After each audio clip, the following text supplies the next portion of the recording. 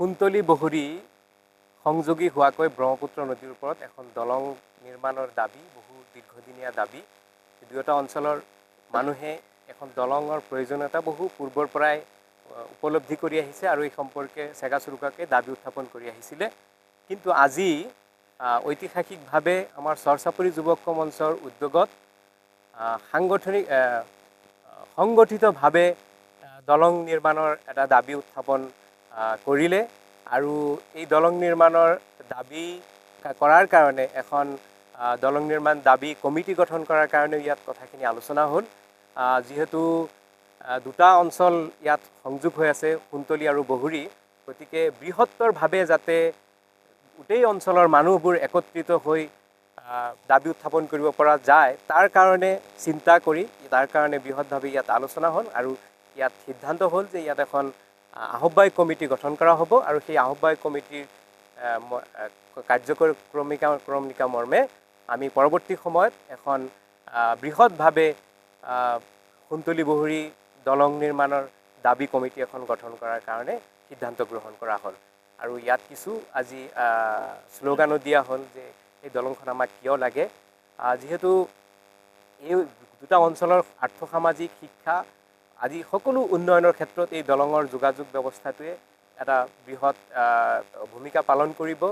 বিশেষকৈ আৰু দুটা কথা আমি উল্লেখ কৰিব লাগিব যে বৰপেটা আৰু কামৰূপ জিলা সংযোগী হোৱাকৈ এইখন এটা গুৰুত্বপূৰ্ণ ঠাই হ'ব। বৰপেটা সত্ৰ আৰু চমৰীয়া সত্ৰ সংযোগী হোৱাকৈ এই দলংখন নিৰ্মাণ হ'লে এটা সুব্যৱস্থা হ'ব। আৰু ইতিমধ্যে আমাৰ মুখ্যমন্ত্ৰীগৰাকীয়ে যিহেতু কৈছিলে যে অসমৰ প্ৰতিটো জিলা সংযোগ হোৱাকৈ এখনকৈ ব্ৰহ্মপুত্ৰৰ ওপৰত দলং নিৰ্মাণ হ'ব, গতিকে বৰপেটা আৰু কামৰূপ জিলা সংযোগী হোৱাকৈ কুন্তলী আৰু বহুৰী হৈছে উপযুক্ত ঠাই, ইয়াত এখন দলং হ'ব লাগে।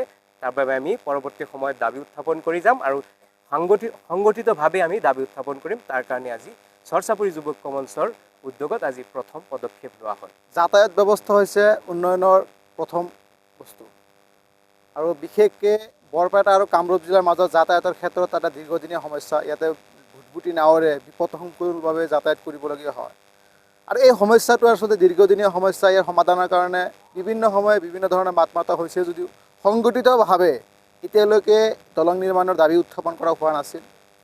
আৰু চৰচাপৰি যুৱক মঞ্চৰ উদ্যোগত প্ৰথমবাৰ আজি আমি ৰাজহুৱা সভা অনুষ্ঠিত কৰি দলং নিৰ্মাণ কমিটি গঠন কৰাৰ এটা প্ৰস্তাৱ লোৱা হৈছে যে আমাৰ এই বৰপেটা আৰু কামৰূপ জিলাৰ মাজৰ যোগাযোগ ব্যৱস্থা উন্নত কৰাৰ কাৰণে দলং নিৰ্মাণৰ যি দাবী এয়া বৃহৎভাৱে কৰা হ'ব।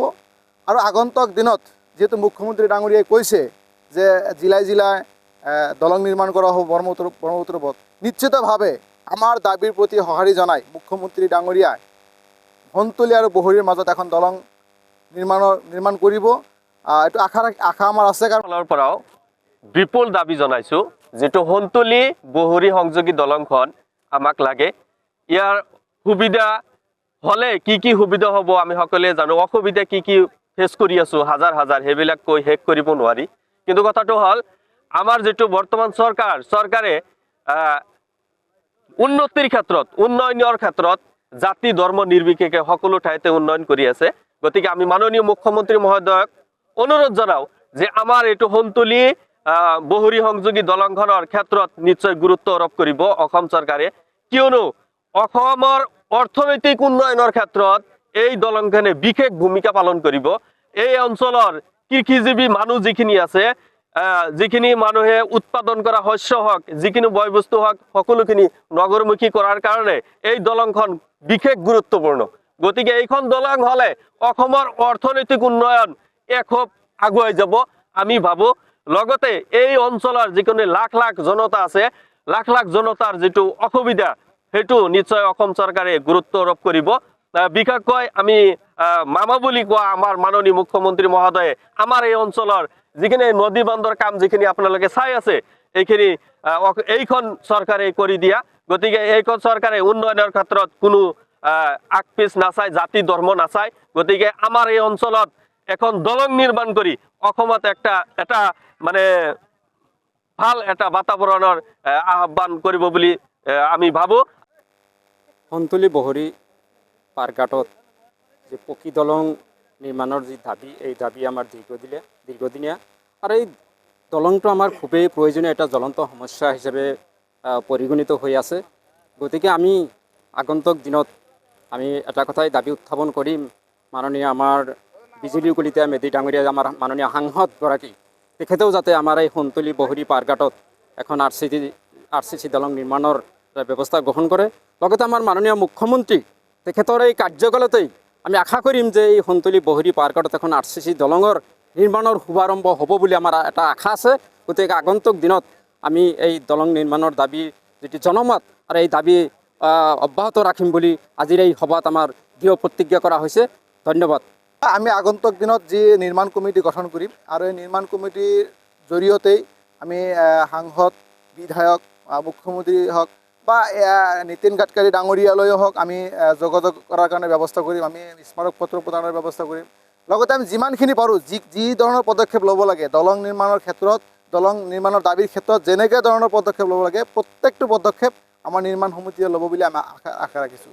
আৰু এই ক্ষেত্ৰত মই প্ৰথমে আমাৰ বক সমষ্টিৰ বিধায়িক মাননীয় নন্দিতা দাস ডাঙৰীয়াক ধন্যবাদ জনাব লাগিব। তেখেতে কেইবাবাৰো বিধানসভাত দলং নিৰ্মাণৰ দাবী উত্থাপন কৰি আহিছে। তাৰ লগতে আমি ধন্যবাদ দিব লাগিব আমাৰ প্ৰাক্তন সাংসদ আব্দুল খালেক ডাঙৰীয়া, তেখেতেও সংসদতো এই বিষয়ে উত্থাপন কৰি আহিছে। ইতিমধ্যে আমাৰ কেন্দ্ৰীয় মন্ত্ৰী নীতিন গাডকাৰী ডাঙৰীয়া দলঙৰ নিৰ্মাণৰ ক্ষেত্ৰত তেখেতেও ইতিমধ্যে গম পাইছে তাতে দলং লাগে বুলি। গতিকে আমিও আগন্তুক দিনত যিকোনো ধৰণৰ প্ৰচেষ্টা, যিকোনো ধৰণৰ পদক্ষেপ আমি ল'বলৈ সাজু আছোঁ। অসমৰ সংবাদ জগতখনৰ বাবে এক সুখবৰ। নৰূপ নসাজেৰে প্ৰায় 30 বছৰীয়া অভিজ্ঞতাপুষ্ট সাপ্তাহিক কবচ পুনৰ এবাৰ ৰাজ্যৰ মাজলৈ। স্বত্বাধিকাৰী প্ৰণীতা কলিতাৰ দ্বাৰা প্ৰকাশিত আৰু অমৰজ্যোতি প্ৰিণ্টাৰ্ছ, গুৱাহাটী কমাৰ্চ কলেজৰ বিপৰীত ফালে মুদ্ৰিত। আমাৰ ঠিকনা মুখ্য কাৰ্যালয় অসম ফৰেষ্ট স্কুল, হৰি মন্দিৰ পথ, গুৱাহাটী আৰু অস্থায়ী কাৰ্যালয় কলিতা মাৰ্কেট, বিজয়নগৰ, কামৰূপ, অসম। মোবাইল নং 9435114666 আৰু 7024722813। Mail ID probhatiahom@gmail.com।